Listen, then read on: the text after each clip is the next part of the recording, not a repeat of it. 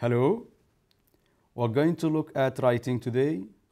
Our topic for writing today is autobiographical reflection. What does autobiography mean? Consider this.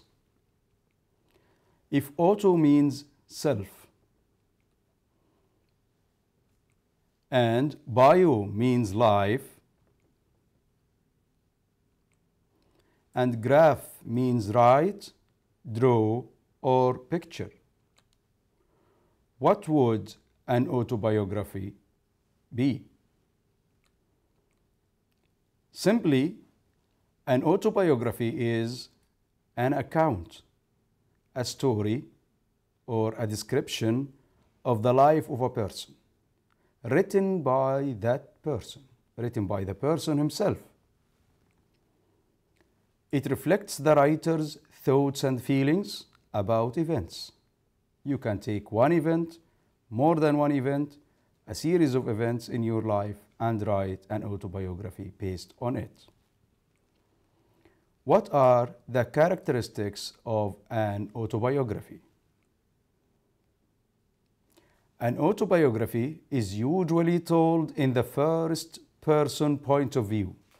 You are the one who is telling the story, so you are going to look for pronouns such as I, me, we, us, etc. Examples. I. Can you see big I? Because the first person is talking. I took part in a horse riding competition with the best clubs in the nation. Another example is, on our way to the competition, the other riders admitted they were nervous. See our. The basics of autobiographical incidents. Autobiographical incidents contain beginning, middle, and end. In the beginning, you should introduce the incident, the event, what you are going to write about, the characters and the setting for your story. In the middle, you are going to recreate incident using descriptive details. Descriptive, because after all, you are describing an event in your own life. Then you make your message clear. The message here should be clear for your readers. How do we end an autobiographical reflection or incident? We reflect on the outcome and message, and we present our feelings about the experience. How far it was successful, how far it was important, why was it important for you? A successful autobiographical incident should focus on a well-defined incident or a series of related incidents, events. It should provide background information for the incident, and it should use appropriate elements. Remember the elements. The elements are the plot, characters, and setting for your story or events. Make the order of events clear. Use appropriate description or dialogue. We should use dialogue and a lot of descriptive words and a lot of description. Include precise language. The language should be accurate, precise. The word should be specific, and we should provide specific details. This incident should show why the experience was important for the writer.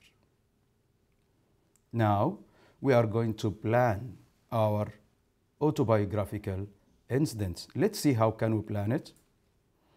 The first thing, we have to test our topic. How can we test our topic? Do you remember an incident, or do you remember the incident well enough to write about it? You should be able to remember it as a whole, the details. Why is this memory important for you as a writer? Will you be comfortable sharing this memory? People will read it. Will you be comfortable sharing it? Will writing about it show what you learned from the event and what impact, what effect it had on you? If you have all this in mind, start writing an autobiography. Still, we are after the planning. Think about your purpose and audience. This is very important. The purpose is why you write this, why you are writing this piece of writing. Why do you want to write about this event? And your audience is the people who are going to read what you have written. How can you show the readers how and why the incident affected you? Choose some of your building blocks. What blocks? The blocks are what other people took part in the incident. Is the time and place important? What are some of the key events that occurred or happened during this experience? Now let's move to the details. Details about time and the key events. Key events, the big events that you are mentioning or going to mention in your writing. The details about time and key events allow the reader to understand time order. So they are very important. Without them, the reader is not going to understand.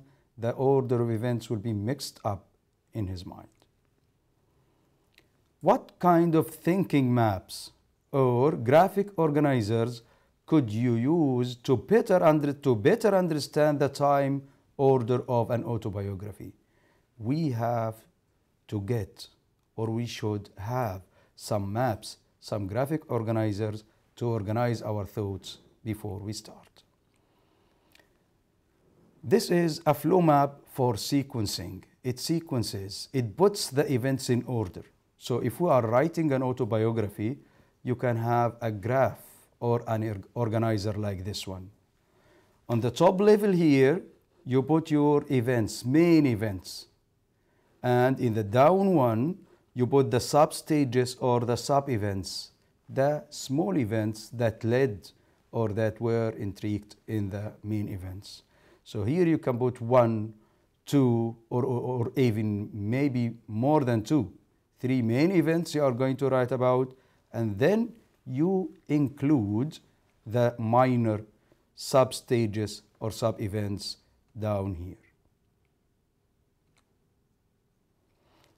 Okay, now let's see how this can be used. Here, I'm taking an example from your own book, from textbook of grade 11, and I'm going to plot or to use the flow map to sequence the events. The 3 big events here are, it was a very important race. Another big event is, some of my teammates did not win the first race. Then we added another big event. I lost the race myself. Here we included about 5 minor events or sub-stages, sub-events if you can call. These are down there. My teammates were nervous. I was confident. I did not reassure my teammates. I forgot the importance of being a member of a team, and then I learned the lesson and apologized. And this would be the final scene of your autobiography. Autobiographical incident graphic organizer. It can be one like this. First, you put a good, attractive, short, precise title. Then you have to think of the context, events, details, dialogue, and the significance, the importance of the event. What should go in the context? In the context, you should answer these questions or similar questions. Who was with you? Where were you? at that time? How old were you to give the time element? Then you can make a list of your event following what happened. Answering what happened, you can list as many events as you can in sequential order, in time order. Then you move to the details, and details can be taken from sight, things you saw, sounds, things you hear, smells, the things you smelled at the time, and the tastes. So practice using vivid words, vivid, live words, words that give good, strong, careful meanings. Also, you can, and you should, I think, cover some dialogue skills. Dialogue skills is to answer some questions in your mind. Who said what? And how did he say this? Then you move to the significance. By the end, you should tell us what lesson did we learn, or did you learn, or what is the importance of this event for you and for the reader. How did this incident affect you? This one question can be answered. What were your feelings? And how do you feel about it now, after a long time maybe of that event? Let's use this graphic organizer to organize a story, an autobiography that can be told or written. The title can be something like this: A Lesson Learned. For the introduction, answer who was with you, where were you, how old were you, when this happened. So, who was with you? Other riders. Where were you? An important horse competition. How old were you? It was last fall, only 1 year before maybe. Then you go on and list the events. What happened? Other riders were nervous not be to such an important competition before. I was confident. I knew I would be unbeatable. So you are confident of yourself. Our riders had finished in second and third place. I was upset with them at that time. I hit an obstacle, then another, and another. My horse jumped up and nearly threw me out off his back. I came in last. These are the events of the story. And one last event is our team finished in second place. As for the details, sights, sounds, smells, tastes, these can be a good example. I lost my concentration, jumped up, hit an obstacle. I felt proud, never let us down, poor attitude, unbeatable, confident, guide my horse to victory. I was upset. My horse seemed to sense this. An expert in racing and all-round pro. All-round pro, it was an expert, something he can do and can even get money for. Okay. This is for the dialogue. Who said what? What dialogues? How can we form a dialogue? It can be like this example. One of my friends said, Ali, we're really depending on you. Or, Ali, we're really depending on you, one of my friends said, or said one of my friends. Another teammate said, you never let us down. One more example is, I just smiled and said, no problem, I never lose. These are just examples for phrasing and giving dialogues within your piece of writing. If you consider the significance, the importance of the event, you are going to have it like this. Put it down like this. I learned to appreciate being a team player. I felt alone, sure, because his friends left him. I was very unhappy, but I apologized for letting the team down and for my poor attitude. He did not support his team. I also realized that it's true what they say, pride does come before a fall.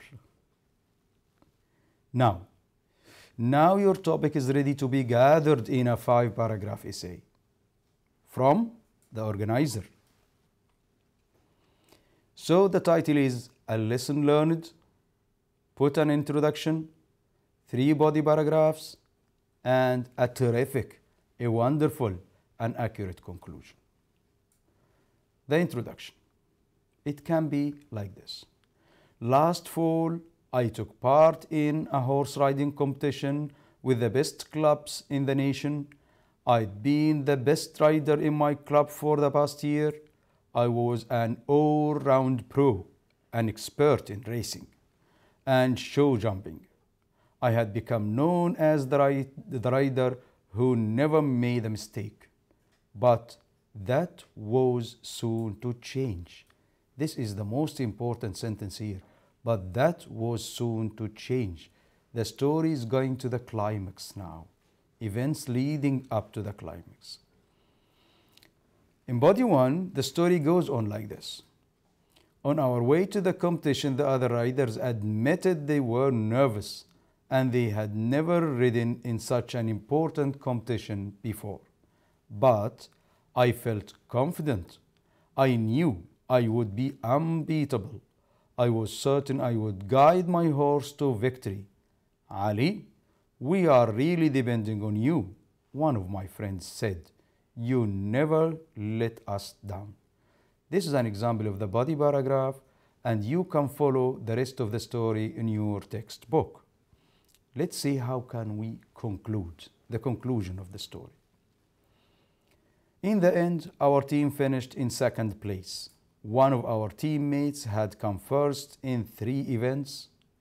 On the journey home, I apologized for letting the team down and for my poor attitude towards my teammates. But I had learned a valuable lesson. I learned to appreciate being a team player, and I also realized that it's true what they say, pride does come before a fall. Here, I'm going to give you some topics in order to practice at home.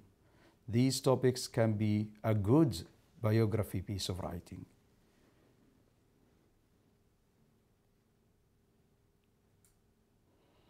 And now, our final notes. We are going to wrap up and say and try to remind you again of the writing process. Don't forget to use the writing process. It consists of 5 stages. The first one is pre-writing, then drafting, revising, proofreading, and finally publishing. Don't forget, put this in mind. Any piece of writing can be a masterpiece when you follow the writing process accurately. Keep a writing book and revisit your pieces of writing from time to time. Make notes or even rewrite them whenever you feel you have to. Thank you very much. Until I see you again, goodbye.